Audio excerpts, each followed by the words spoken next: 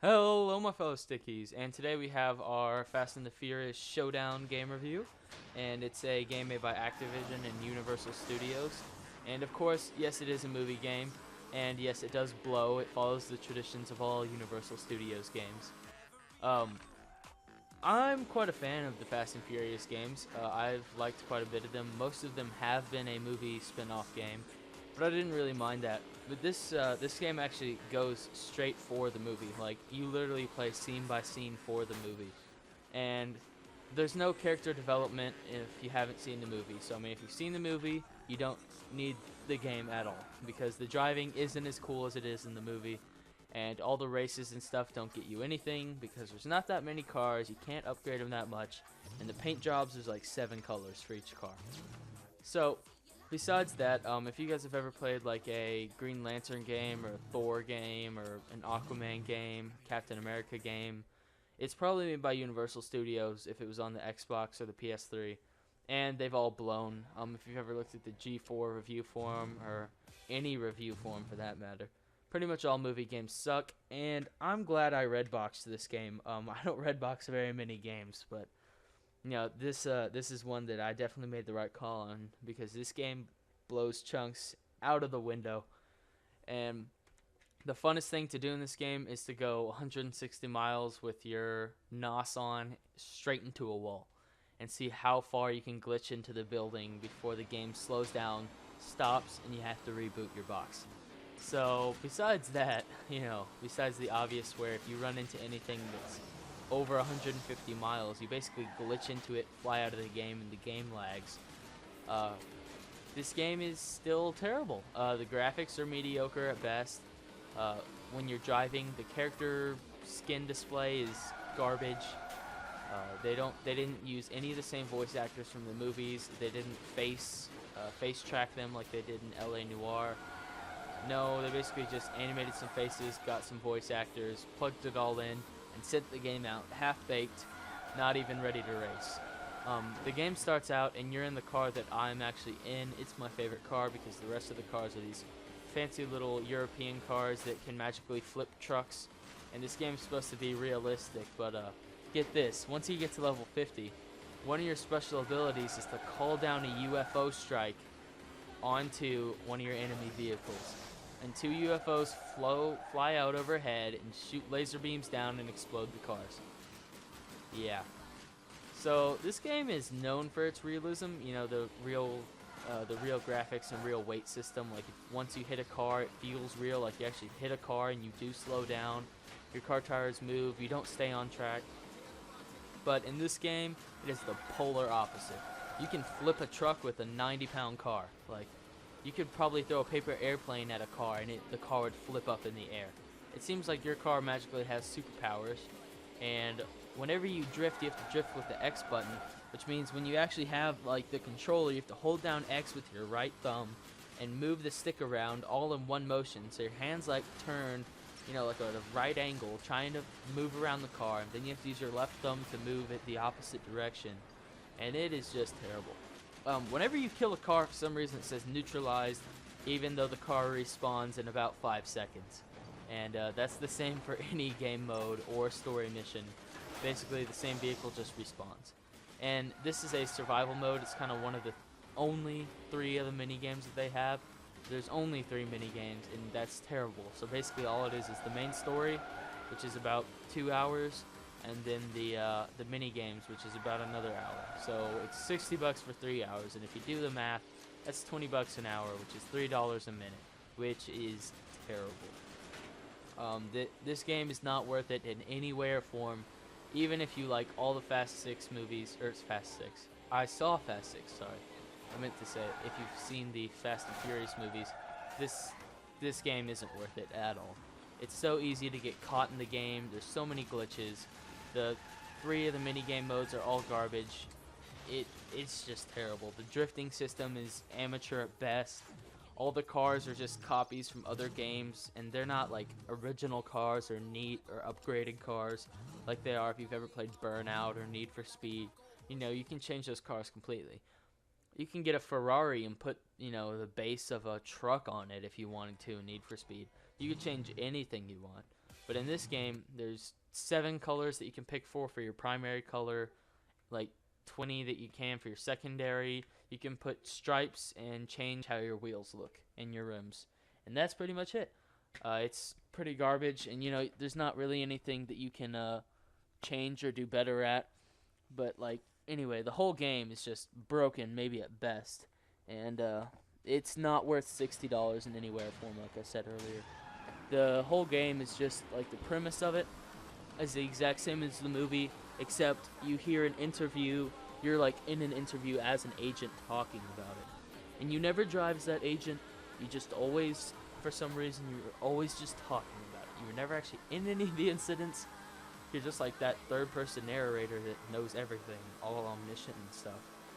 The nitro is like a second and a half, 2 seconds maybe. You can upgrade it some, but all it's good for is to slam into a building like you just saw.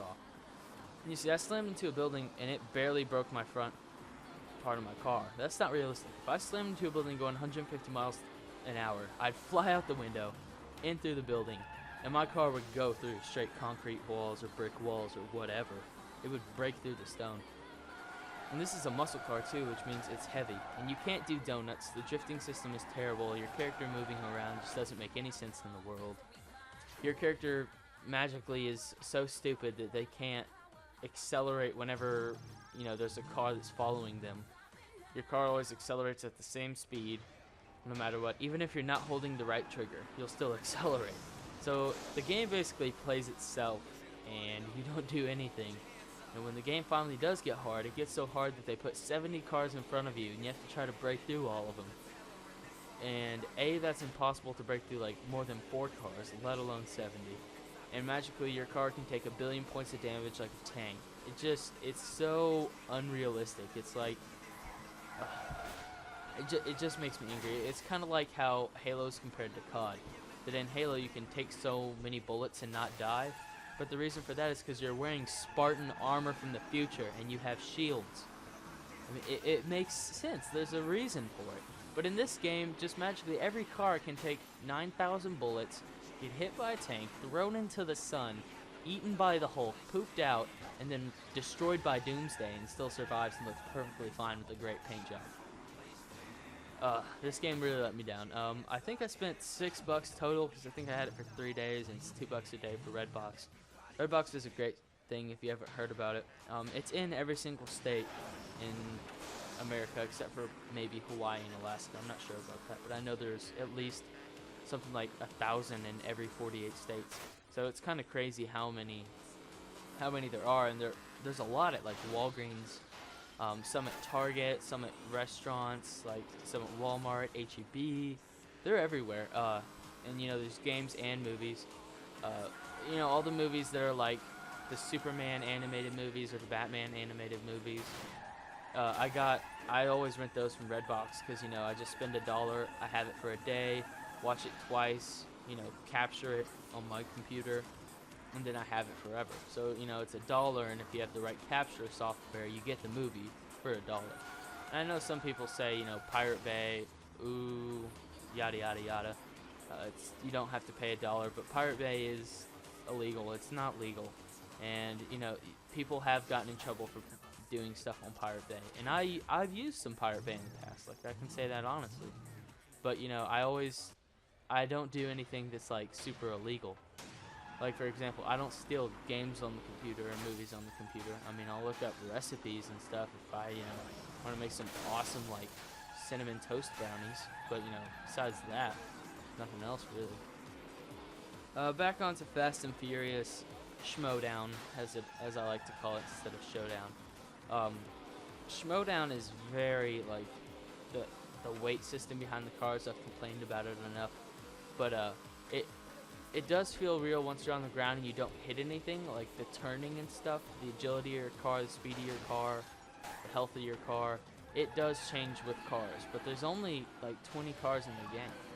Whereas in Burnout, Paradise City, for example, they had 40 cars, and every single one of those cars was pretty freaking awesome. All of them were different in their own way, but all these cars are pretty much the same. I know you can get a tank for some reason, and the tank can't drift, isn't fast, it just has a lot of damage, and you just deal mass destruction with it. But the funnest part of this game is slamming yourself into buildings on the minigame. The setting takes all over the world, but all the buildings look exactly the same. Your backup speed is 30 miles per hour. As always, with every single car, it doesn't go any faster. And the drifting, like I said, it makes no sense. Parts of your car fly off and will still stick to your car. So, for example, if the hood of your car comes off, it'll still stay like 5 feet in the air above your car. So it'll always be at the top of your screen. Some of the things I did like were the rear view mirror at the very top of the screen. That's really helpful. You don't have to click LB to, get the back vantage point view of your car. You can just look in that little mirror, and that's pretty cool. I mean, I've seen that done in a couple other games. They're like NASCAR games. They're not racing car games. You can also change your perspective to like bird's eye view, first person view, and then like over the shoulder view, or over the hood view, I should say. And that's pretty cool. But once again, this game is nothing special, nothing important, pretty crappy. It glitches out all the time. Magically, I fall through the world and I'll end up on another racetrack. If I go like over 150 miles and I hit another car and the car goes under me, which I don't really know how that'd work, but if the car does go under me, I fly up and then I nosedive right into the ground and magically appear at some like China raceway that I haven't raced on, even though I've beaten the whole story. I don't really know. The game is just it's not a happy story. I wasn't a happy camper. I've played Need for Speed quite a bit. I think I've played all of them now, and I liked all of them. All of them have always had good weight system, different cars that have different speeds, a story behind it, which is really important. Stories either can make or break the game. But this game, the story is just like the movie, and the movie wasn't that amazing. It was a good movie, but this game, every game that's based off of a movie is 50% less to the movie. So if I were to rate, for example, Fast and the Furious, this new one, Fast 6, if I would have given it a 7, the car would have gotten a 3.5. And what I'm saying is that this game is so crappy that I believe it deserves a 3.5 out of 10, everybody. And that's my rating for Fast and the Furious SHMOWDOWN, as I like to call it. Please, dear God, help yourself and do not get this game. If you do, that's your own fault. Good luck with it. I hope you like it if you do get it. But that's my final look at it. I quit, and I'm returning this thing today. This is Sticky White Boy. Like for a cookie, subscribe for a cake.